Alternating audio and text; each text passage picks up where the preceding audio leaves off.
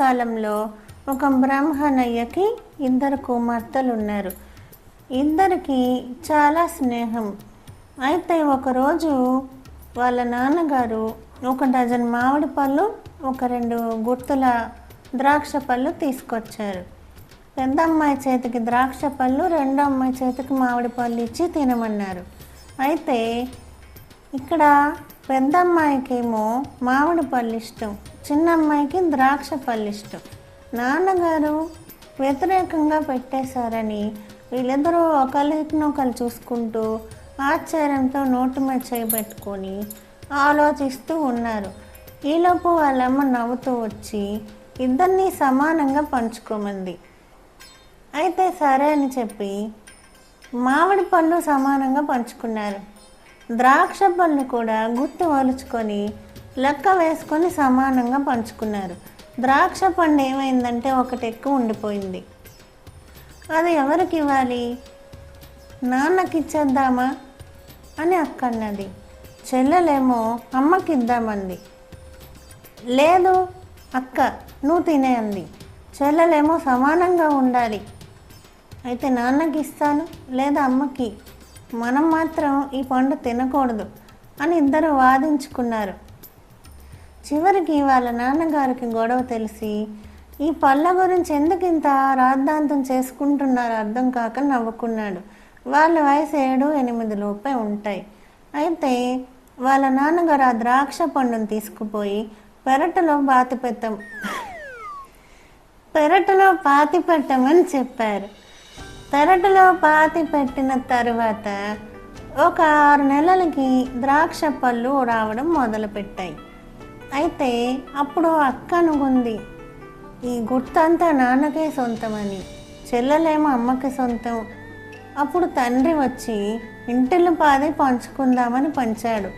మరలా ఒకటే ద్రాక్ష పండు మిగిలింది.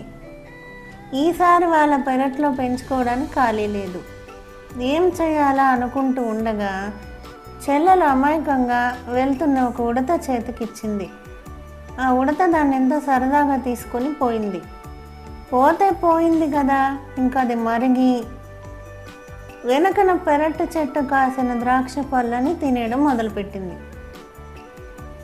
అప్పుడు అక్కా చెల్లెలిద్దరూ దాన్ని తోలుకుంటూ ఉండగానే ఒక ఉడతలు 10 ఉడతలు అయిపోయాయి. మరి ఏం చేస్తారు? అప్పుడు వాళ్ళ అమ్మగారు ఉడతల్ని తోలడం, ద్రాక్ష పళ్ళను దాచి పిల్లలకి ఇవ్వడం చేసేవారు. అలా కాలం గడిచిన తర్వాత వీళ్ళిద్దరూ పెద్దవాళ్ళయ్యారు.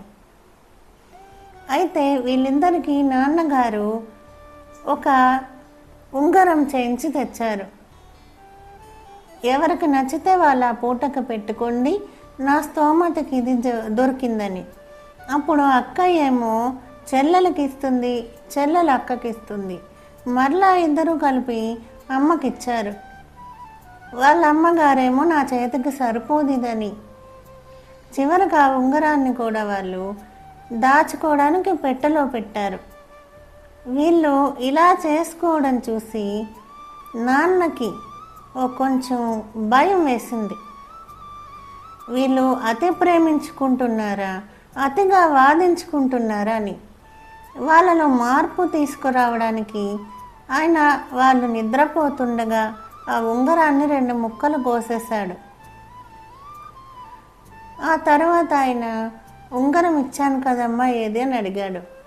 అప్పుడు పెద్దది చిన్నది కలిపి చూస్తే అక్క చెల్లెళ్ళు ఉంగరం విరిగిపోయి ఉంది.